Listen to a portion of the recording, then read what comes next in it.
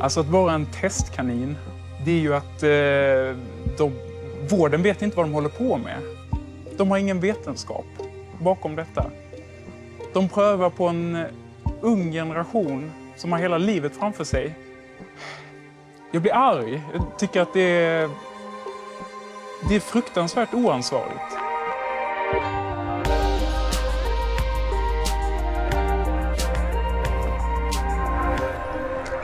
Det här är hårda ord och rösten av en person som önskar att vården inte hade gått henne till mötes.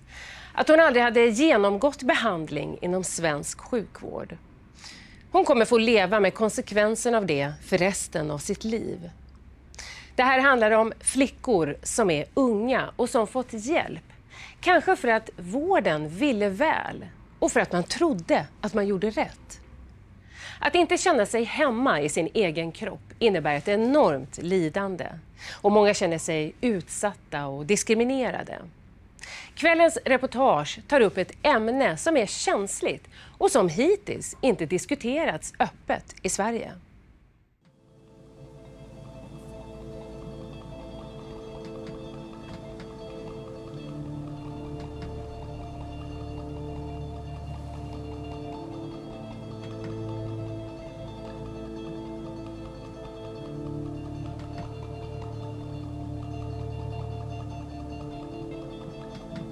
I had been having gender dysphoria ever since I was a kid. And I had been thinking about my gender identity for years. And when I heard about transgenders, I was like, so this is what it is.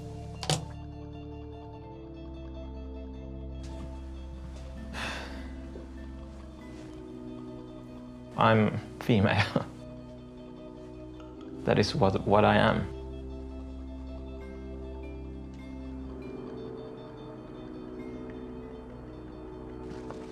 I felt that there is something different in my brain. It has always been present in my life. So when I learned about transgenderism, I felt that I just cannot go on anymore, so I had to change myself.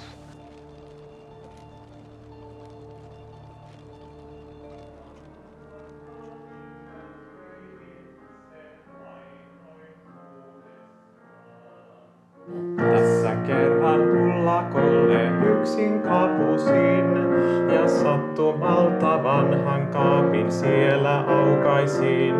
Mä sitä pengoin mitä lienen oikein etsinyt, niin löysin vanhan olkihatun, siitä kerron nyt. It went on for a very long time. Like it took months. I don't know how many meetings. I started the hormones in, if I remember correctly, I started 2012 on May, and my first surgery was December 2012. And it was the breast thing. Kun iso-isän tarinaa mä hiljaa muistelin. Hyvä, nyt oli taas iso-isä. It felt good. I felt that this is the solution. Joo. Vaan valintaa se tuskin siinä aikaa vienyt ois. Kas syy on toinen hennonnut, ei millään mennä pois. Like now we are doing the thing that will fix me. Like when I do this, I will not feel bad anymore because this is the thing that I need to do.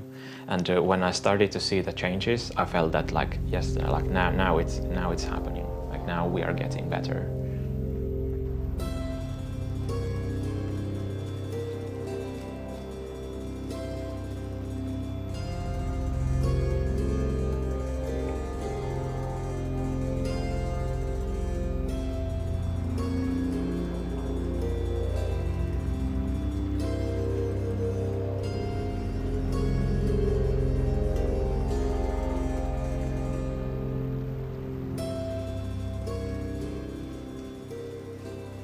Att få vara den man vill är en självklarhet och en mänsklig rättighet. Det är något vi håller högt. Så högt att samhällets välvilja till och med kan göra skada. Sametti bor i Joensuu i östra Finland. Hon har bestämt sig att för första gången prata öppet om vad hon har varit med om. En berättelse hon delar med flera andra, inte minst i Sverige, men som få vågar prata om. Because I cannot hide anymore. Because, everybody can see what I am. I sound weird, I look weird, and whenever I go to a bathroom or stuff like that, if people hear my voice, they think that I'm a male. I'm a guy in a dress who is coming to a women's bathroom or a women's locker room.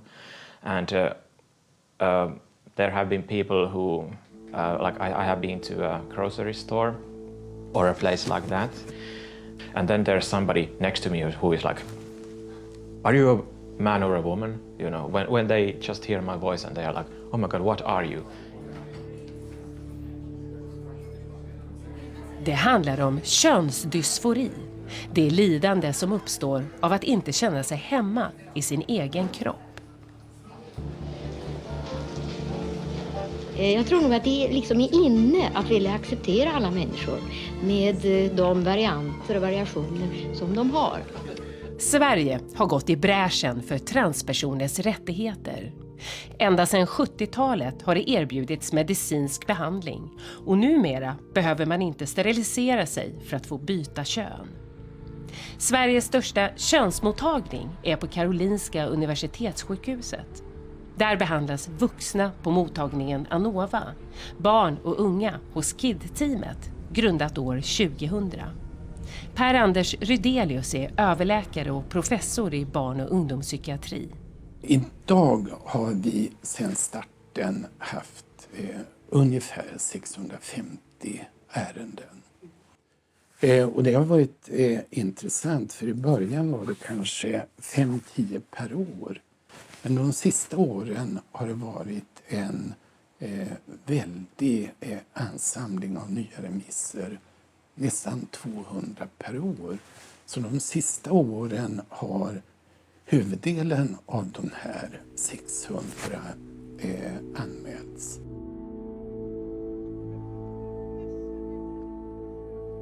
Jag jobbar sedan 99 med att utreda och bedöma och också behandla och koordinera könsbekräftande behandling av personer med könsdysfori.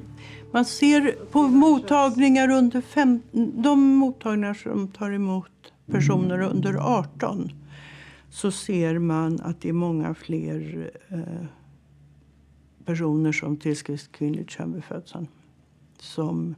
Alltså de har ökat mycket de sista 5-6 åren. Vad tror du det beror på? Ingen aning. Cecilia Deine utsågs 2016 till årets transhjälte. Hon är drivande i att utveckla vården för att hjälpa patienter som upplever sig som födda i fel kropp. En könsbekräftande behandling innebär att man får hjälp så att kroppen matchar mer med den könsidentitet man har. Och då kan övervägande manligt könshormon testosteron ger ju ändå mörkare röst, eller röst så småningom i ett manligt läge, eller som man uppfattas som man när man pratar. Det ger behåring på kroppen och så småningom behåring i ansiktet. Det kan ge mer muskler om man tränar. Det ger en viss förstoring av klitoris och manlig fettfördelning.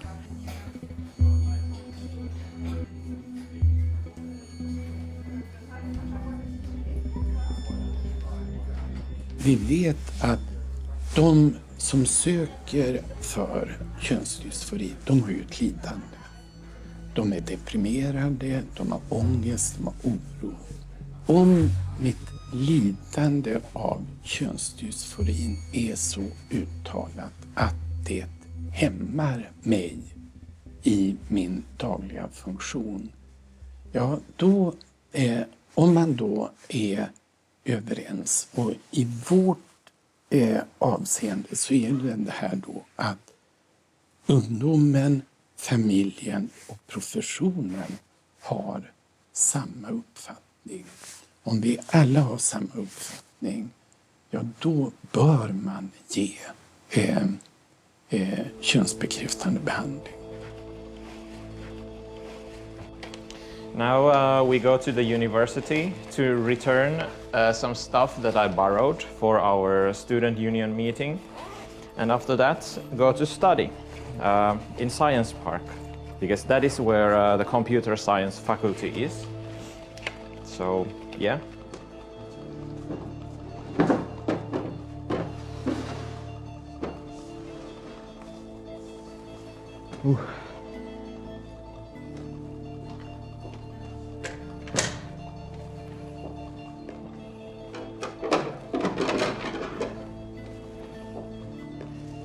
It's that way. I had a lot of problems with my emotions. I had like lots of emotional problems. I call them emotional locks. Like I had lots of locks. It made my disconnection to my body even worse.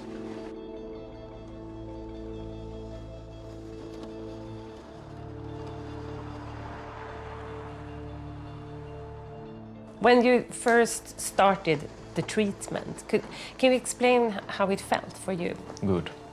And that is a bit scary, I think. You know, I had a pretty bad dysphoria. And the treatment did take that away.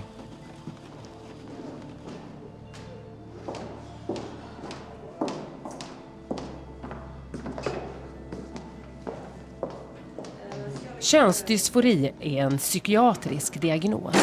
Behandlingen internationellt vedertagen. Men det har hänt något de senaste åren. En ny och växande patientgrupp kommer till mottagningarna runt om i landet. Unga flickor som vill bli pojkar. Vården och transpersoner vittnar om hur behandlingen minskar deras lidande. Men tänk om det inte gäller alla. Om det finns någon som egentligen behöver annan slags hjälp. Det finns föräldrar som är oroliga för just det. Flera av dem vill inte framträda öppet då barnen är minderåriga. För oss kom det som en blixt från klar himmel. Vi hade aldrig någonsin upplevt att vårt barn hade varit någonting annat än en flicka. Inte på något vis. För oss kom det som en stor överraskning. Vår dotter har mått dåligt i många år.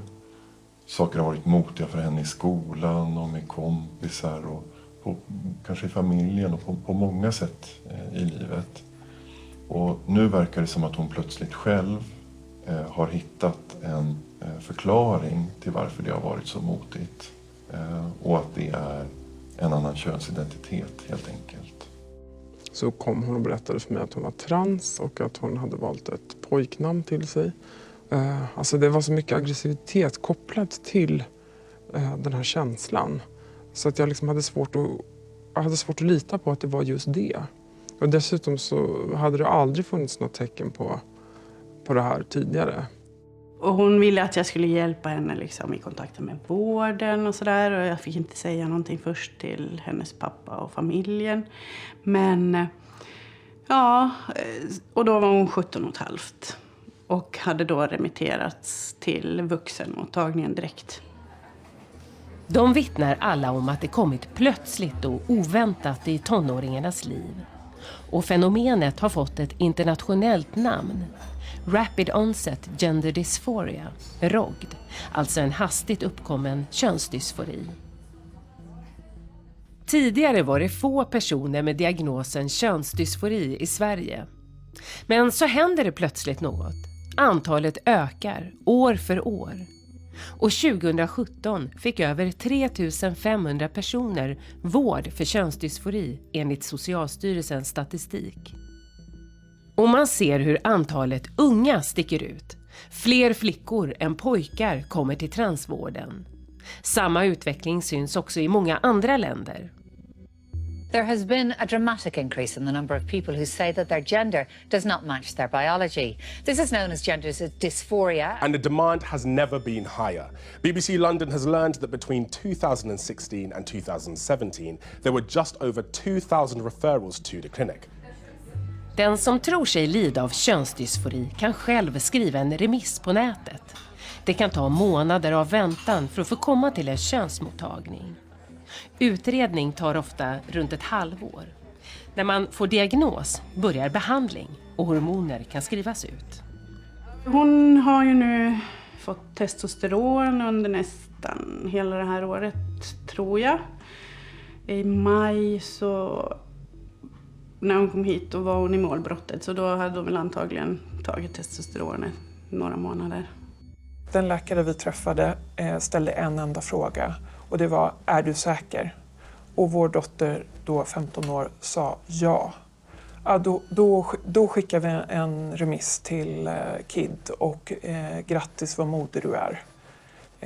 Inga uppföljningar, inga ytterligare frågor om hur har du kommit fram till det här? Vad står det för? Hur mår du i den här situationen? Utan det var bara gratulationer.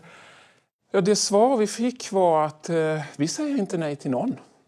Alla som kommer till oss bekräftar vi, och det är jätteviktigt att bekräfta det här, att inte gå emot, därför att det är en identitetsfråga. Det är inte en diagnos, det är en identitetsfråga. Här på Anova har vi ett standardiserat utredningsformat för de allra flesta. Det för att få effektivitet också. Det är ett sätt att kunna jobba snabbare, så att säga, för att folk inte ska behöva vänta. Hur ofta säger ni nej? Det var många år sedan vi inte var överens med patienten. Så att när det är inte så att någon går och pratar med oss och så säger vi nej. Utan det blir, alltså det är en gemensam utredning. Det är patienten och inte vi som ska leva med sin kropp, oavsett hur den ser ut. Även i Norge har Rikshospitalets mottagning för transbarn sett precis samma kraftiga ökning av tonårsflickor. Och här finns det en oro för vad det innebär. För man har också sett något annat som kännetecknar den nya gruppen. Så de siste 5 årene, fra ungefär 2012, så har det varit en enorm ökning. Och det vi ser är ju att, att det är tonårstjejer vi har flest av. Men också så ser vi att denna gruppen är de som är biologiskt födda tjejer och är biologiskt födda killar. Och då ser man att i tonårsgruppen av de biologiskt födda tjejerna så är det over halvparten, opp mot 60% som har komplex psykisk uhälsa. Alltså då har de enten med sig svåra traumer med PTSD, posttraumatiskt stresssyndrom, de har autisme spekterlidelse, de har svært alvorlig depression, psykotiska symptomer. Ann Wäre och hennes team behandlar just nu cirka 350 barn och ungdomar från hela Norge. Den norska motsvarigheten till Karolinskas KID-mottagning. Hon stack ut hakan och skapade en storm när hon i en debattartikel riktad till hälsoministern uttryckte sin oro för vem som ska ta ansvar för nationens skäggiga flickor. Ja, när man väl har kommit hit så är man på tranståget, som vi kan av och till säga, ikke sant? För om du startar upp med testosteron så blir du patient för resten av livet ditt. Du må komma till sjukhuset, du må följa upp med blodpröver. Det är ju en väldigt allvarlig behandling. Och det samma med en mörkare röst, den är där och den blir där. Och då är det ju viktigt att samtala med dig och säga att hur vill det vara för dig om du om 2 år finner ut att detta inte var rätt allikevel. Du upplever ändå att du är en tjej eller en kvinna. Hur vill det vara för dig att leva då med en mörk stämma och hårväxt i ansiktet? Så försöker man då, med många av dessa tennorna är ju inte där att de klarar att reflektera runt detta. Hennes debattartikel ifrågasattes och hon anklagades för att vara transfobisk. Men Hon fick också stöd från oväntat håll. Ja. Så hvis jeg skal lage kaffen jeg liker, så er det jo denne her.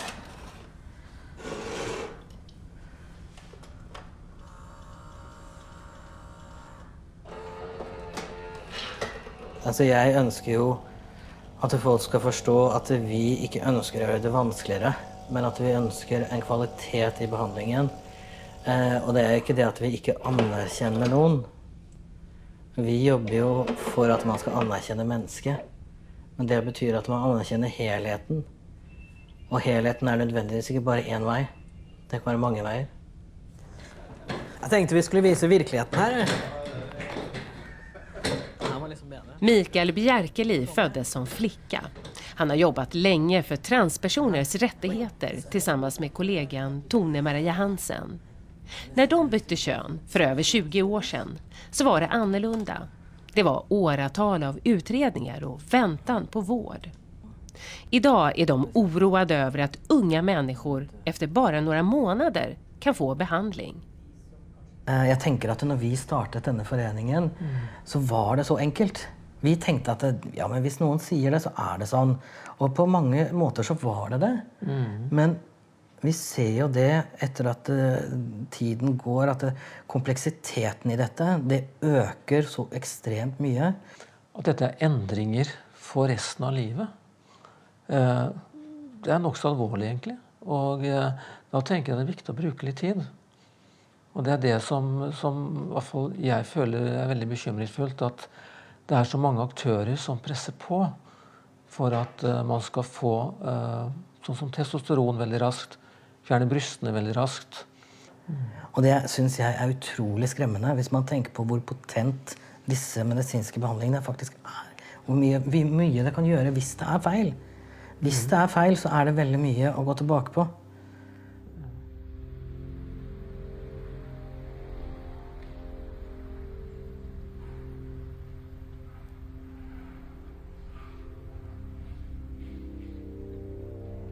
Vi tenker at det kan i denne gruppen, vi vet ikke, men det kan i denne gruppen være personer som vi tidligere ikke har sett, og som vi er usikre da på om har nytte rett og slett av behandlingen. Men man vet inte på sikt hur de vill må heller, man har inte forskning på hur det går. Men man gör det och man hoppas och tror att det vill gavne dem, da, att det vill vara bra för dem. Man hoppas och tror att det kommer gå bra, säger hon. Inom sjukvården jobbar man ju vanligtvis efter vetenskap och beprövad erfarenhet. I debattartikeln beskriver hon det själv som experimentell behandling. Jag tänker det experimentella i det är att i den kurven här, som det också har i Sverige, så finns det personer som vi idag är osäkra på har gått av behandlingen på sikt. Den är inte experimentell i ordets egentliga bemärkelse. Den följer en utredningsmodell som har prövats. Självklart kan utredningsmodellen behöva modifieras på olika sätt. Men huvuddelen av de som utreds och behandlas, de blir ju ändå nöjda. I Sverige har man också sett att över hälften av tonåringarna har andra psykiatriska diagnoser. Att de lider av självskadebeteende, autism och anorexia. Och flera berättar om andra trauman som övergrepp. Är samma utredningsmodell och behandling som använts tidigare rätt att också använda på den nya gruppen?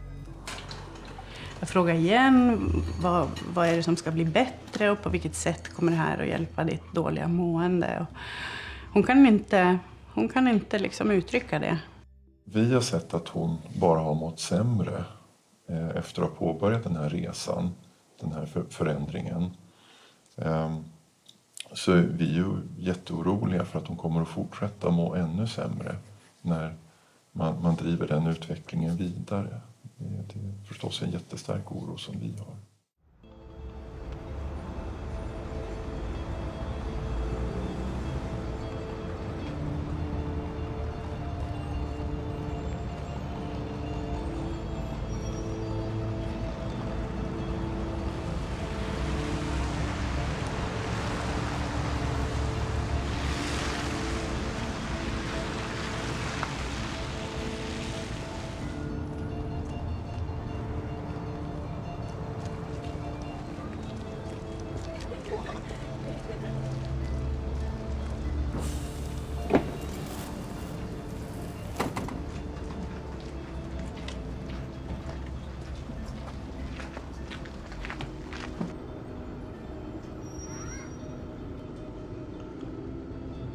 I felt good. I think that I looked better.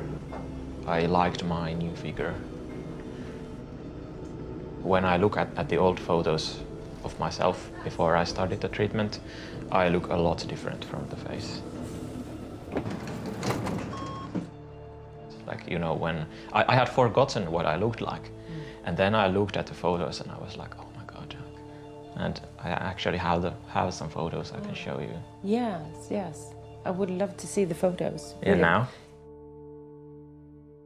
Yeah, can you see? Mm-hmm. So, here. Yeah.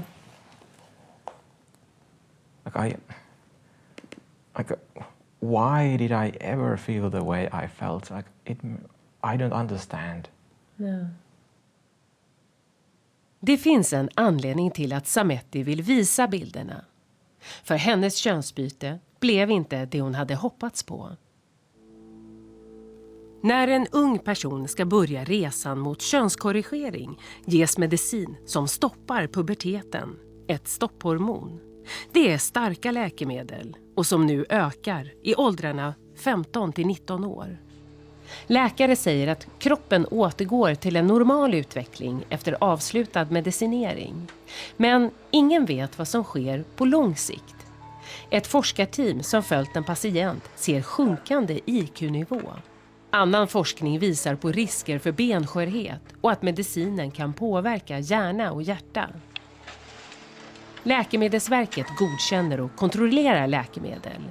Men det är sjukvårdens ansvar vem som får medicinen. Samma medicin och samma dosering som vid kemisk kastrering av vuxna. Fysiologiskt så förväntar man ju sig vissa av de här sakerna. Som vi vet ju om att kastrerar vi så får vi en hjärtpåverkan. Och vi vet att det finns en risk för skelettet när vi kastrerar också. Så att och att det blir en mental påverkan, det är också någonting som vi ser när vi kastrerar i män eller kvinnor som inom de behandlingar som finns. Va?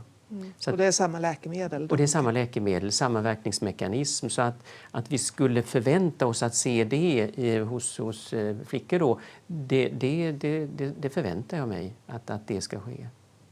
Mm. Men det här är ju kroppar som är fullt friska. Alltså det är tonårskroppar som håller på och växer som är fullt friska fysiskt. Men där man då liksom förskriver sådana här starka läkemedel.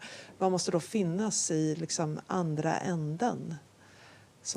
Och det som jag sa, jag tror det handlar om då att man någonstans kan visa att individen mår bättre för att ta den risken. Frågan om behandling diskuteras just nu i Storbritannien. En intern rapport läckte från den nationella könsmottagningen för barn. Personal oroas över att diagnoser ställs lättvindigt och behandling sker för fort. Vi försöker få prata med någon ansvarig. How many kids come here like every year? How many new referrals would you have like? So 2017 to 18, the last year, so we do it that kind of April to April like financial year, there were 2,519 young people referred to this service. There's numbers on the website, again through email I can send you like the last 5 years details. And you can film from the other side of the road if you want to get the building. But yeah, if you could just be mindful because obviously this place also has people with lots of other mental health conditions. Vi får inte komma in, men bara några dagar senare hoppar en ledamot av klinikens styrelse av för att kunna berätta offentligt. Gender service in row of a damning report. Here we are, front page of the Observer. So, how was the reaction on this one? Yeah, well, no, I mean, we've just had a lot of, I've had a lot of positive reports, you know, and people saying, thank goodness you're speaking out, and this chap seems to be talking a lot of sense. My worry is we're letting kids down. We're rushing things through under pressure in order to make everybody feel, right, we've solved the problem. When in effect, we haven't solved the problem. We've just fitted in with a quick fix. It's not that I'm saying people should never transition. That's not the point. is just slow things down and think things through with them over time and in depth. We're saying there's no long-term research studies. We don't really know about the effects, the long-term effects of the hormone blockers. What's going on? We just don't know, but we're acting as if we do. Tavistock skriver till oss att de jobbar efter nationella riktlinjer och att barnens hälsa är deras högsta prioritet. I Sverige är Olle Söder en av dem som behandlat flest barn med könsdysfori. Det får ju vägas mot att de här patienterna de har ett stort lidande om de inte får behandling. Så man måste ju väga de här sakerna mot varandra. Det är klart att jag vet vad som händer om vi tittar på hormoneffekter. Men om vi på lång sikt ser hur det går för de här patienterna, det har vi inte kunnat göra någon uppföljning av. Eftersom det här är en så pass ny grupp. Är det ändå liksom rimligt att man behandlar i den här utsträckningen som man gör idag? Ja, man kan ju säga så här att de här personerna, återigen, de har ett stort lidande. De söker ju själva hjälp. Men Marcus Evans, som är en erfaren psykoanalytiker, tycker inte att man bara ska bekräfta en tonåring som söker hjälp för könsdysfori. I wouldn't get myself into an argument. I'd say, okay, that's what you believe. And I understand that's very important that I understand how you want to be seen. But my job is to try and understand who you are, you see, and what drives this sort of perception. You know, so I don't want to get into an argument. I'm trying to empathise with the individual and the way they want to be seen. But I've got my own mind, and my own mind is thinking about them as a person.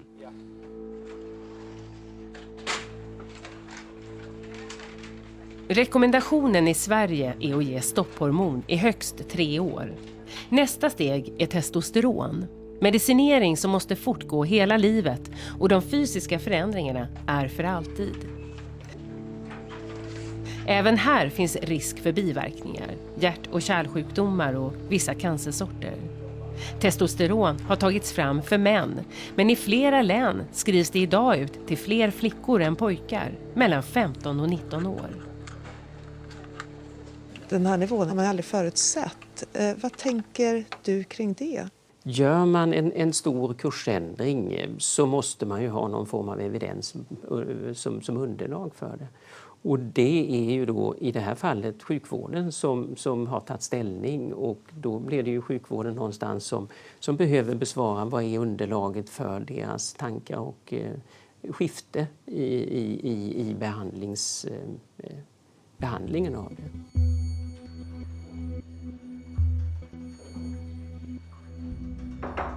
Och i och med att jag fick den här initiala känslan av att det här är inte riktigt bra, så började jag ju läsa på. Och det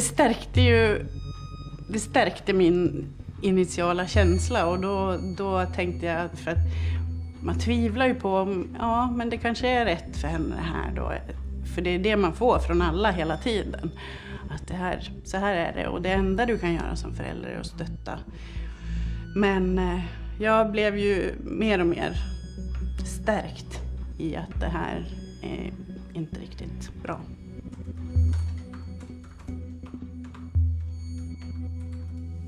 Vi upplever inte att vården erbjuder någonting annat än ett erbjudande om hormonbehandling och planering för kirurgi. Att operera om vårt barn och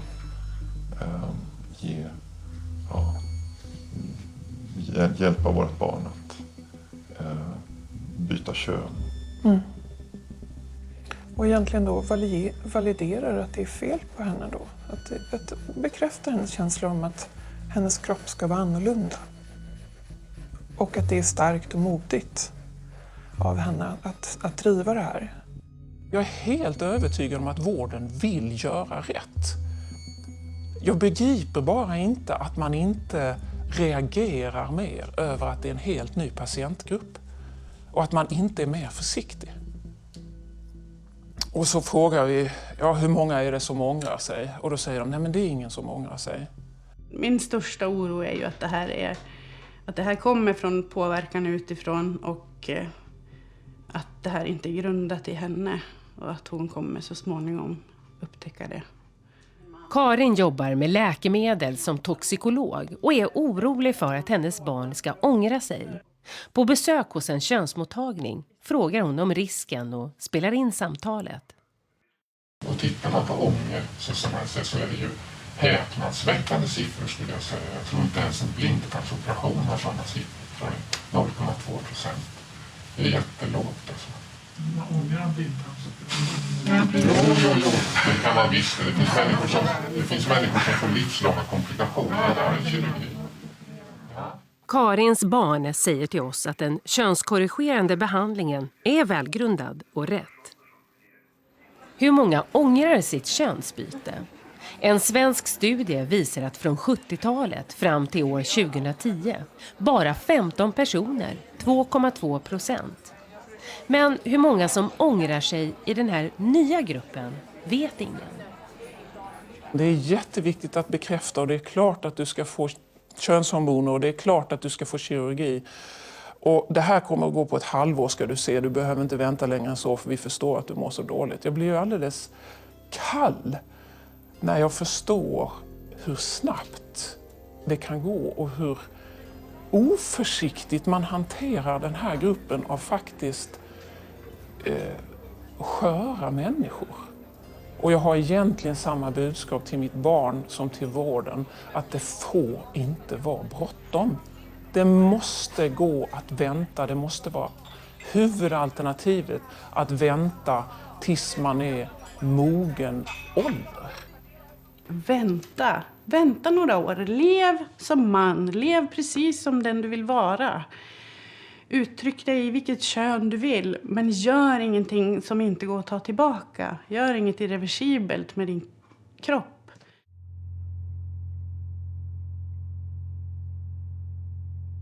Det jag fick veta av vården var att det är i princip ingen som ångrar sig.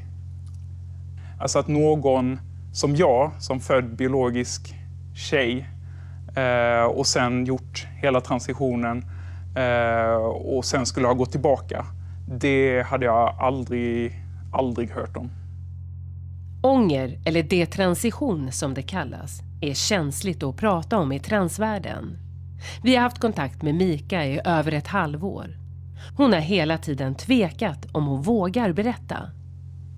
Jag är rädd för att visa mitt ansikte för att detransition är ett så fruktansvärt känsligt ämne.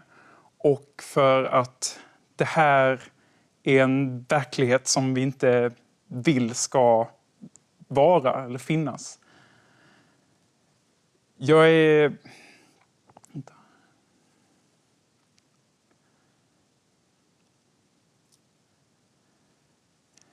Jag vill inte visa mitt ansikte för att jag är rädd för vilka konsekvenser det skulle få när det kommer till hur folk ser på att jag berättar min version som aldrig har blivit berättad i Sverige på detta viset tidigare.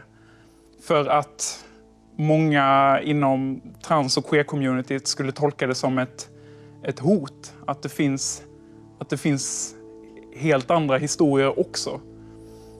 Vi vill så gärna att det ska vara enkelt och inga konstigheter med den här behandlingen och att alla mår bra efteråt. Och den bilden är vi väldigt bra på att visa utåt för att få mer acceptans och förståelse och sådär. Och det ser jag också en poäng med. Men vi måste kunna visa alla historier som finns. Och absolut inte för att skada någon. Men för att ge den bästa behandlingen möjligt och för att ställa rätt diagnoser på folk. Mika fick sin diagnos 2017. Hon var helt säker på att det var rätt väg för henne. Att hon var en kille, född i fel kropp. Jag såg det verkligen som att mitt största hinder i mitt liv är att min kropp inte... alltså att min kropp speglar inte vem jag är. Så om jag får löst den biten så kommer många andra saker att bli betydligt lättare.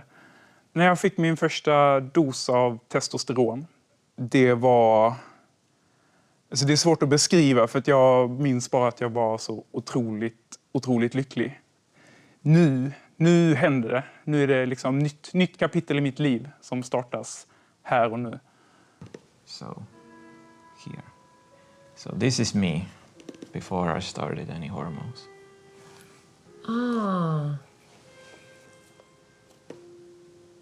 That you look different from... Yeah, from the face. I always thought that I'm very ugly.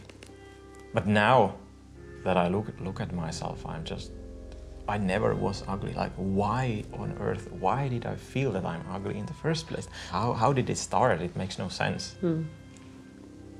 Yeah, do you want to see more?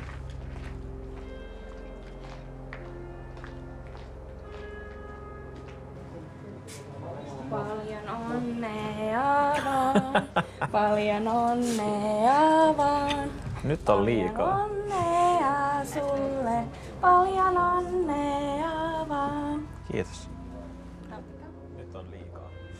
I had pretty bad dysphoria, and the treatment did take that away, but it didn't solve the problems in the long run. I think the first 2 years were very good. I really like the strawberries. Både Sametti och Mika föddes som flickor. De berättar att de led av allvarlig könsdysfori, gick igenom stora könskorrigerande behandlingar. Ändå mådde de inte bra. Sametti behandlades med mediciner och kirurgi i flera år innan hon började tvivla. And then I also found the detransitioners from the internet. And I was like, oh my god, that people like this actually exist. Plötsligt så hittar jag en video på en detransitionerad kvinna. Alltså en tjej som har fått diagnos och påbörjat behandling när hon var 16. Och sen när hon var 22 så hade hon kommit fram till att det här funkar inte. Och hon hade alltså gjort en video om detta på YouTube. Och då hade jag kanske gått i ett halvår och tvivlat på vad det var jag höll på med. For those of you who aren't familiar with me or my blog, I'm Carrie. I'm a 22-year-old detransition woman. In fact, I'm one of the women Serrano talks about, a pediatric transitioner. I transitioned socially at 15. I started hormones at 17, and I detransitioned just after my 22nd birthday. Jag upptäckte alltså efterhand att det finns många detransitionerade. Det finns jättemånga detransitionerade. Kvinnor framförallt. Det är bara ingen som pratar om det.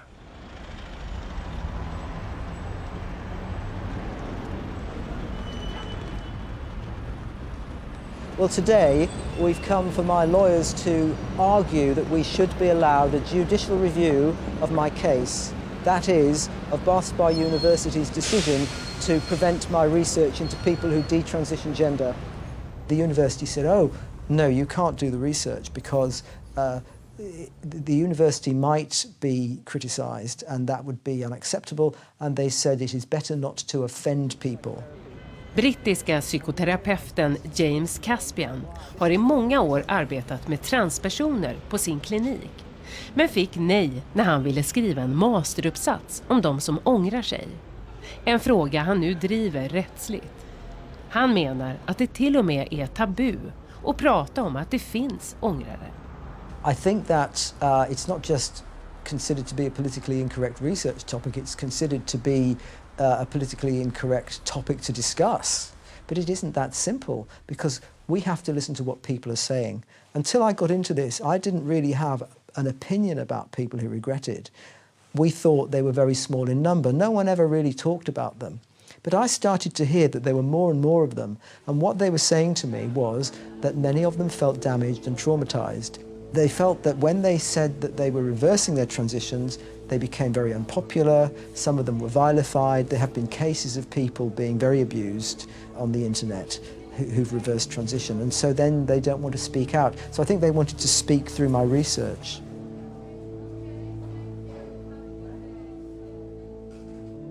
Det är så fruktansvärt tabu, och det är ett så, jag tror att man ser på det som ett så läskigt hot mot liksom det klassiska transnarrativet. Och jag vill verkligen få fram liksom allvaret i att vara detransitionerad. Och, att leva detransitionerad är det är ingenting du vill. Det är ingen rolig verklighet. Mika har fått kontakt med 10-tal andra svenska ångrare bara det senaste året. Risken för att unga människor felaktigt får en diagnos och en oåterkallelig behandling har knappt diskuterats i Sverige. Men Lundströmmottagningen i Västra Götaland märkte för ett par år sedan att patienter kom tillbaka. Idag har man traumabehandling för de som ångrar könsbytet. Den gruppen av patienter som ångrar sig, de står inte på barrikaderna, det kan vi nog säga. De har ett lidande och de är inte stolta över det här. Utan det är kris. Det är kris på högsta nivå. Så de gör ju inget väsen av frågan, utan riktar nog väldigt mycket av skulden till sig själva. Att man har hamnat där man har hamnat, och riktar inte skulden till vården.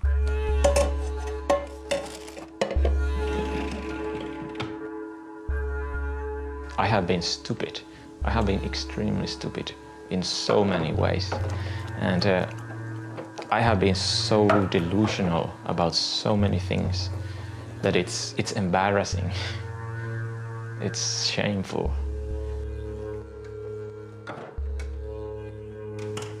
I think it's a very terrible thing in many ways to realize that you have been wrong. You have been very delusional. And that you have done something irreversible to yourself. Very boring house to be filming at. You know, this is a student apartment, so that I don't have much stuff here, and also all the furniture, they are included in this place. Like I don't own them. And I really hate all the furniture. They are so ugly. I would like to throw them out, but I can't. Because they belong to this place.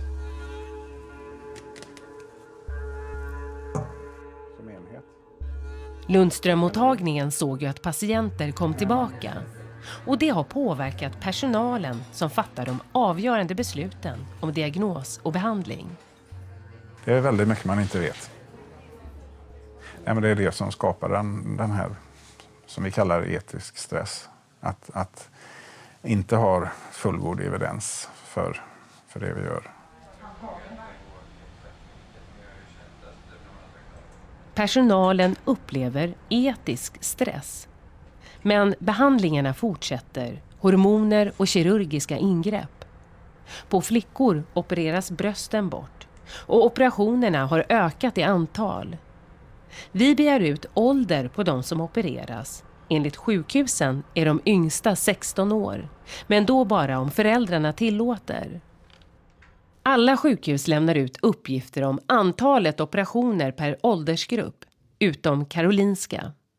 Kanske är det känsligt, för ingen annanstans i Sverige opererar man personer som är så unga som 14 år.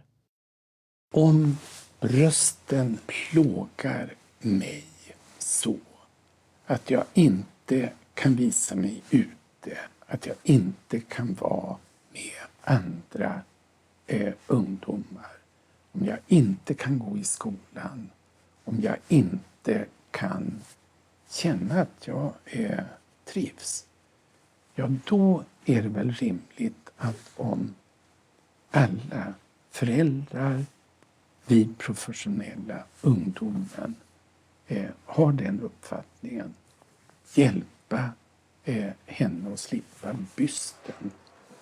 Är man säker på att en 14-åring förstår konsekvenserna av ett sådant beslut. Om det nu är en väldigt ung person, ja då ligger det särskilt noggrann bedömning bakom.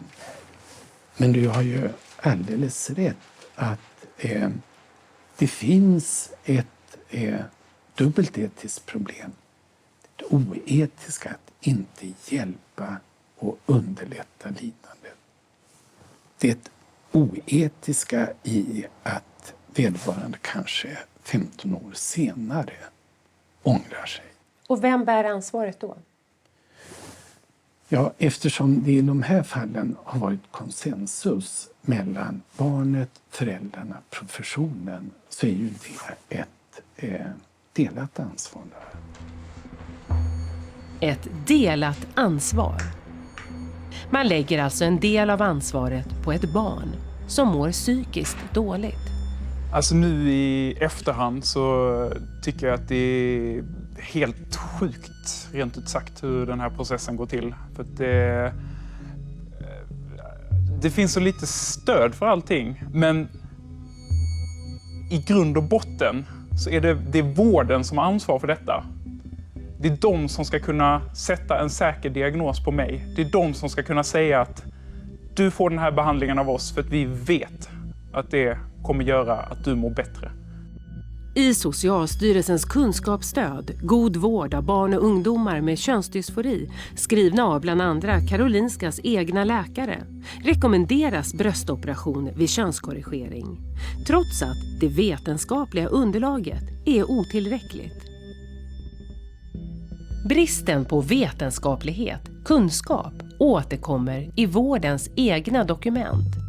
I en forskningsansökan till Etikprövningsnämnden står rakt ut att det idag genomförs kirurgi, könskorrigering, utan varken kvalitetssäkring eller uppföljning. Jag blir arg. Jag tycker att det är fruktansvärt oansvarigt. Alltså när jag gick in i detta så var jag... Alltså min generation av framförallt många unga tjejer som bara är lite annorlunda, sticker ut från den typiska tjej- eller kvinnorollen. Vi är ett stort experiment i detta. Vi är testkaniner, någonting som det inte finns tillräcklig vetenskap bakom. Var någonstans inom medicinen gör man på detta viset? Var någonstans spelar man med folks liv på detta viset?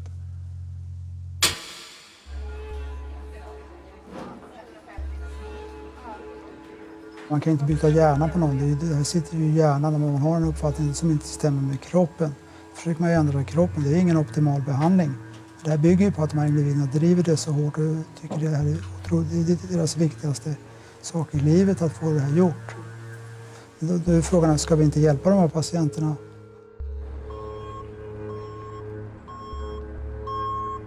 Regret was not supposed to happen. And where am I now? My problems still exist. I still haven't found a solution to them. Nothing can be done about my body anymore. Because the surgeries and everything, they are irreversible. My voice is always going to sound like this.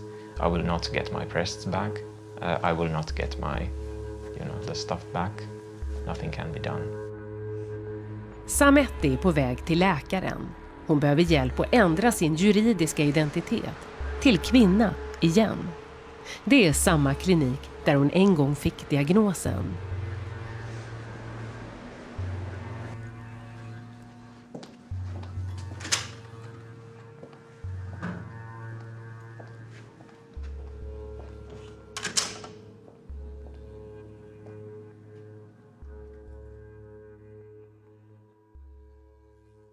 Transvården är mer än bara vård. Det är politik.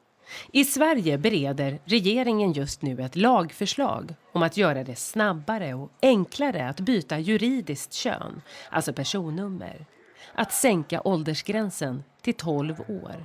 och att 15-åringar ska få operera underlivet utan föräldrars medgivande.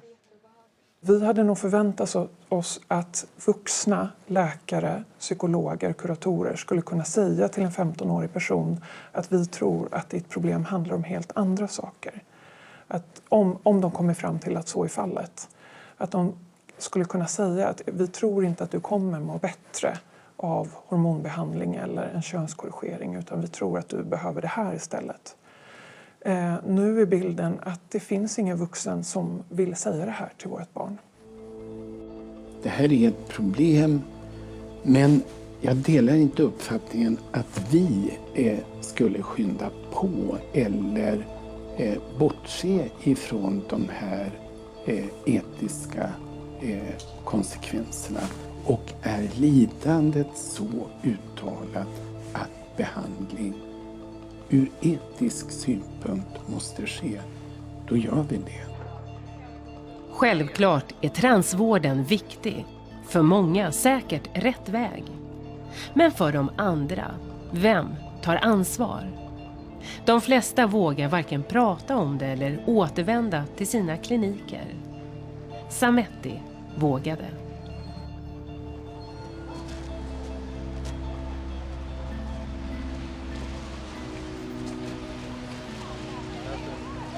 Do I stop here? I think that they have been very, very, very professional with me. So, yeah. I'm happy, actually, yeah. I'm feeling good now.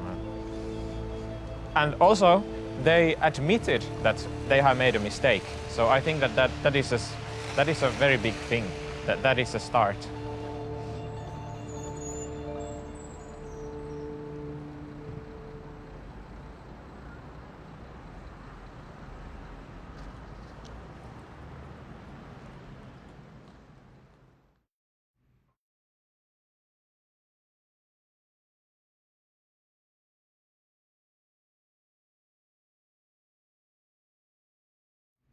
Ni är säkert många som har tankar om och vill diskutera kvällens reportage. Vi finns i sociala medier. Och vi jobbar också med fler program i det här ämnet, så tipsa oss gärna. Och om ni behöver stöd och råd så finns information om det på vår sajt. Uppdrag granskning är tillbaks nästa vecka. Se oss då.